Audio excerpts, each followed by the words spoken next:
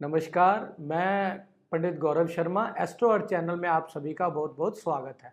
आज हम देखते हैं कि 1 मई को गुरु महाराज जी राशि परिवर्तन करेंगे और उसका प्रभाव हमारी मीन राशि वालों पर कैसा रहेगा और अंत में हम उपाय के बारे में बताएंगे। मीन राशि वालों पर यह गोचर का प्रभाव बहुत महत्वपूर्ण प्रभाव रहेगा और इसका योग बहुत सुंदर परिणाम देगा, क्योंकि मीन राशि वालों के लग्नेश ही बृहस्पति महाराज जी बनते हैं और लग्नेश का गोचर जब जब अच्छी राशियों में या अच्छे घरों में होता है तो हमें बहुत सुंदर परिणाम की प्राप्ति होती है। और अगर हम देखें, इससे पहले लग्नेश की स्थिति इनके दूसरे भाव में, धन भाव में होते हुए भी इन्हें अच्छे परिणाम नहीं मिल पाए मीन राशि वालों के। उसका कारण ये रहा कि शनि महाराज की तीसरी नीच दृष्टि बृहस्पति महाराज जी पर रही, जिसके कारण कहीं ना कहीं मीन राशि वालों की धन की समस्या बनी रही।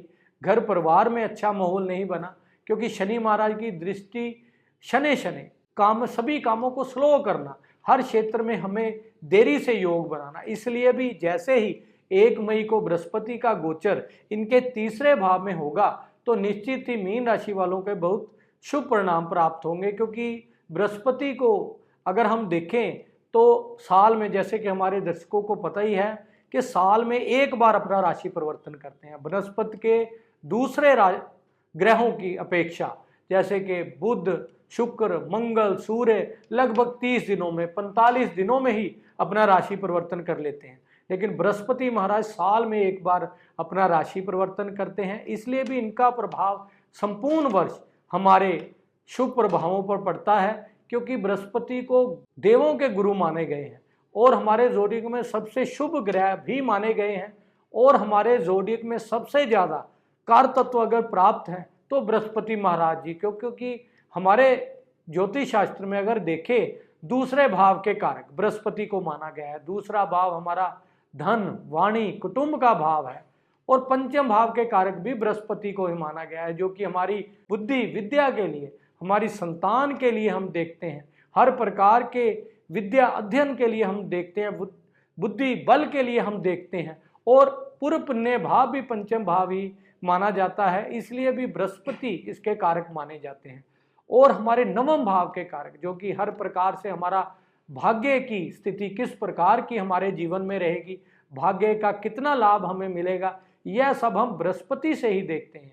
नवें भाव के कारक बनते हैं। और हमारा 11वां भाव, जो कि हमारी मेहनत और परिश्रम से होने वाली आय के लिए, हमारी धन प्राप्ति के लिए हर प्रकार से हम 11वें भाव का आकलन करते हैं, उसका भी स्वामी, उसके भी कारक बृहस्पति ही बनते हैं। इसलिए भी मीन राशि वालों के लिए यह सुंदर परिवर्तन बहुत अच्छे फलों की प्राप्ति करवाएगा। क्योंकि तीसरा भाव, अब हम देखें मीन राशि वालों के लिए लग्नेश तीसरे भाव से, तीसरा भाव हमारी इनिशिएटिव का भाव, हमारे पराक्रम का भाव, हमारे छोटे भाई बहनों का भाव, हमारी हर प्रकार के नए कार्य को आरंभ करने की क्षमता का भाव। इसलिए अगर हम देखें, तीसरे भाव से किसी भी प्रकार के अगर हम नए कार्य को आरंभ करने के लिए प्रयत्नरत हों तो यह योग हमें बहुत सुंदर परिणाम दे सकता है। हमारे भाई बहनों के लिए सुंदर स्थिति का योग बनेगा, उनसे हमारे अच्छे संबंध रहेंगे। और हर प्रकार से अगर हमने विदेश यात्रा के लिए देखना हो या उसके लिए हम तैयारी कर रहे हों तो यह सुंदर योग बनाएगा, क्योंकि तीसरे भाव से 7वीं दृष्टि उनके 9वें भाव से बृहस्पति की रहेगी। और अगर हम देखें तो पंचम दृष्टि, जो कि बृहस्पति महाराज की 7वें भाव पर रहेगी। 7वें भाव से हम क्या देखते हैं, जैसे कि सभी को पता है, हमारा 7वां भाव हमारे मैरिज पार्टनर का, हमारे बिजनेस के लिए हम 7वें भाव का विवेचन करते हैं। मैरिज पार्टनर से किस प्रकार के संबंध होंगे, यह सब हम 7वें भाव से देखते हैं। और हमारे मैरिज में किसी प्रकार का व्यवधान या देरी के योग बने हुए थे तो बृहस्पति की अमृतमयी दृष्टि, जो कि 7वें भाव पर रहेगी, उसके लिए हमारे मैरिज के योग बन सकते हैं अवश्य ही। और मैरिज पार्टनर से अच्छे संबंध, विवाह उत्तर से अच्छे संबंध की प्राप्ति होना। और हमारे न्यू बिजनेस के लिए अगर किसी प्रकार की हम प्लानिंग काफ़ी देर से कर रहे हों तो इस गोचर से हमें न्यू बिजनेस, कोई नया बिजनेस करने के लिए हमें कोई ना कोई योग प्राप्त हो सकते हैं। और उसके साथ साथ अब हम अगर देखें तो नवम दृष्टि जो कि हमारी 11वें भाव से बृहस्पति की रहेगी। 11वां भाव हमारी इच्छा पूर्ति का भाव, हमारी आय का भाव, यानी कि इस गोचर से हमें हर प्रकार से धन की स्थिति हमारे लिए उत्तम हो सकती है।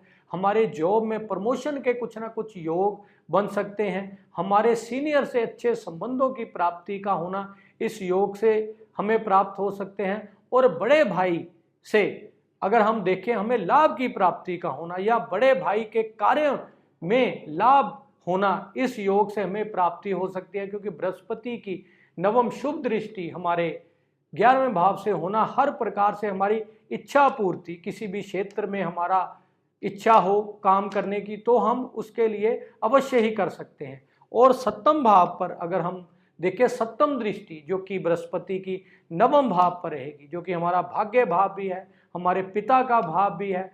हर क्षेत्र में सफलता के लिए हमें भाग्य भाव की स्थिति का आकलन करता है। बृहस्पति का क्योंकि सप्तम दृष्टि नवम भाव में होने से इस वर्ष हमें इस भाग्य की संपूर्ण लाभ प्राप्त होगा। भाग्य से हमें हर चीज़ों की प्राप्ति का होना और हमारे पिता से अच्छे संबंध होना और हमारी विदेश यात्रा के शुभ योग प्राप्त होना और हमारी धार्मिक यात्राओं का भी योग इस योग से हमें अवश्य ही प्राप्त हो सकता है। क्योंकि बृहस्पति जैसे शुभ ग्रह की नवम भाव जो कि हमारा धर्म भाव भी है, उस पर दृष्टि होना हमारी हर प्रकार से यात्राओं से लाभ हमें निश्चित ही प्राप्त हो सकता है। आइए अब हम जानते हैं उपायों के बारे में। बृहस्पति का गोचर तीसरे भाव से होने जा रहा है, जो कि हर प्रकार से मंगल का भाव हम देखते हैं, मंगल कारक भी बनते हैं, इसलिए हमें मंगल देव का उपाय करना चाहिए। हमें हर मंगलवार वाले दिन बेसन का प्रसाद हनुमान जी को चढ़ाना चाहिए, जिससे कि निश्चित हमें हर क्षेत्र में उपलब्धियों की प्राप्ति हो। जय माता दी।